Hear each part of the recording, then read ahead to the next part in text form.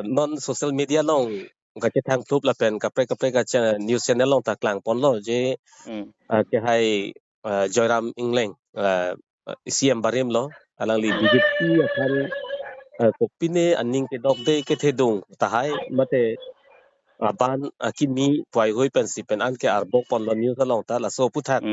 non alang li bangke National Party long BJP tang klong 26 by 26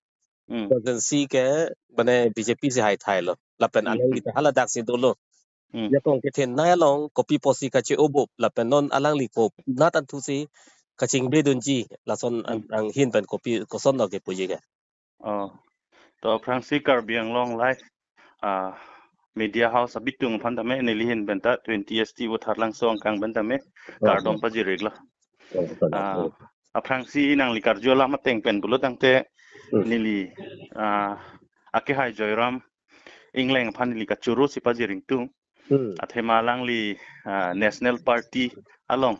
non council charibom ha dispur long charibom la pen ha central long charibom a party di abang so party long ki dodun ben si non alang li ci resign lo pu bang kenili tu misi alang li phan congratulation pa jiring tung athema alang li kereng ngi phan uson te alang li dodun bom la kita me alang li ku pinila National Party atum ke claim kati kuddo tanglo inglong so tum phan tu ka chini ben si alang li ka ci resign blonte la bang ke meiphu kalam lo la ben non alang li National Party pen si resign der lo si resign der lo posinili tum matha alang li Congress bang ke National Party e posila son puthak thaga National Party long bang ke alang li chapok dun de lo la pen join dun de lo posinil tum ning the pon lo la si APHLC pen bang ke ni tum central a committee pen bang ke non mat ke alang li pan birta long lilang mine long lo mine sida nili tum alang li ke west Karbiang long si do kok posi nili tum karju long tang ke resign det lo pu bang ke BJP pen ka resign pu bang ke tum ningrong pikhang lo la si non akke wangi lang tam alang li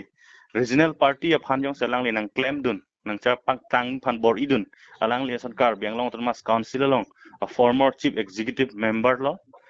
alang li son nang ka cherap dun regional party ka pang tang ye phan APHLC platform long son nang alang li tame nang cherap dun son de labang ke misen po Karbiang long rat pa la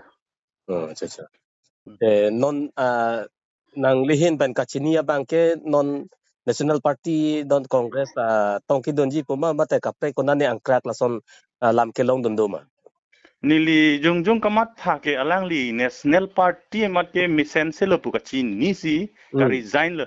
yong se National Party thalak lak se alang ke dunji pulo tangte BJP do thuwer me mulo ke kalang National Party puthak tha National Party lo mati la si BJP do thuwer me mulo ke alang li la si alang li chi resign det lo posin li mat halo totally alang li Congress ke dam de lo dam ji sita Karbiang long rat tum phan kamat tha pen se alang li kapre party bang ke join po sin lima tha la pen Congress bang ka feature ave pin lo dili tum dak we Karbiang long ke non mar ke opposition lo la pen non nitum si second position lo ke nitum si do bom lo la si kapang tangi phan bang ke second position long le nang sirap dun blo dang te la ke nitum council ta ni long po Delhi da ne to ini dam long po la pen dispur ke la ke joy set po acha non sialan non phan kar juji ning hang bangala no alang li non social media long lapen kapre news long channel long sita pulo je aban lapen akimi pula so ke plek alam se alang li hin pen ta ke jong pon so puthak alang li hin pen pi puje la ke National Party long e do bompo National Party ke la ke bang attire system do mati ha bang Delhi pen ta na recommendation hada pen ta bang order bang ji Delhi pen bang der ako bang state long pen ta ko order bang thuji ansila dala tum da council long regional long chingwai long mati la sila ke thom 3 tar ang deng na cross an sila tum pulong ji addition and long ji la sen la pen dak regional tum addition bang la ke thang ta pin mati pusi tot from chot lo ke ka du da chini lo council an ke la ke regional addition mati di National Party tum man ke la ke thang addition and pin lo sida nili tum regional party tum son ke nang lilang kha il tum ha Delhi long addition ke andam ye kam ave Dispur long any kam ave dak district council hen lo regional council lo la hen lo headquarter lo la hen lo head office lo ka la si la plak vi plak wong bangala ke congress lo ong lit mu chot lo hala non recently hala ang ki data ta thek long lo ka state long ta la son nak taxi BJP long na lit mu chot lo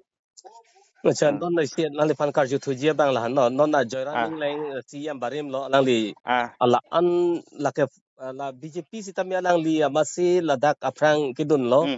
lang li masih ko ane pang tang abang fulo non la si ubut lo la pen apa na ki BJP polam sa lang li pen pulo po no seta non alang li si ubut pen akaprek ta la son ka ci uji ang ring kopine karju donong domang pen la ke thidung khang jang lo la Barim tum an la da ke claim dun da di ma pu ni li mang ke matha teng ke kala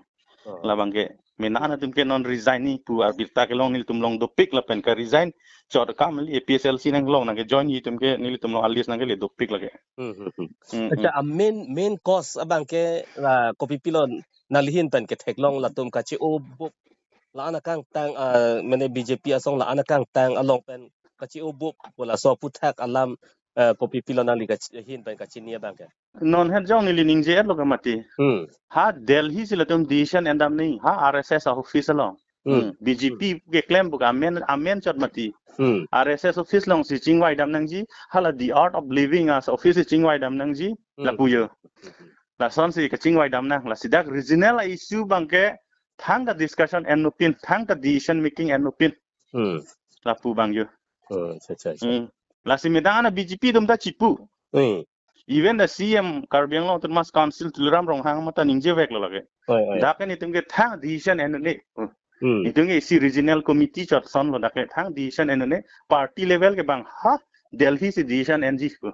Nitum lapan ticket pino buta nitum thang recommend ta leve pu alang me thang si pulo lage. La son jo. La Tamen nitum APHLC no regional party ke nitum dakan lo regional office lo dakan lo nitum ke capital lo center lo. Si jadi decision itu mendak si endep bo. Lapen Karbiang Long Autonomous Council pulo tangte council long si jata claim nahi jadi. Ha Delhi ke claim damnya kam avelu ke. La si Autonomous Council itu mapan ke lage regional party vek nahi polam ke lain le. A rules customer ke itu mendak council long saja kongdo. Kalang. Pulo tangte ha Delhi si rules customer dami puke lage cuma thang ni lo ke lage.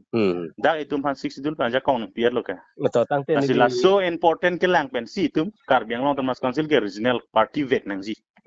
Joyram rong Engleng ke hai tala si nang ibon. La sialang lita kache resign ile. Justamet pini nalipan kunang ke call apen ilitung kache kilong abang ke justamet na CEM Barim. Joyram Engleng BJP kang tangklang asong pen kache ubo palam si nalipan manilitum tingkilong lo pen klar dakalan nalihin pen ta than pon lo se kardom pipar lo Karbiang Long lai pen la so kapiklang along avara rado an setame la alang li kache u alam the bang la pen regional party do la APHLC akar I alang li phan kahang akar ne along la ke mo por si than po la se la li phan same kardom pipar pik lo Korban. kardom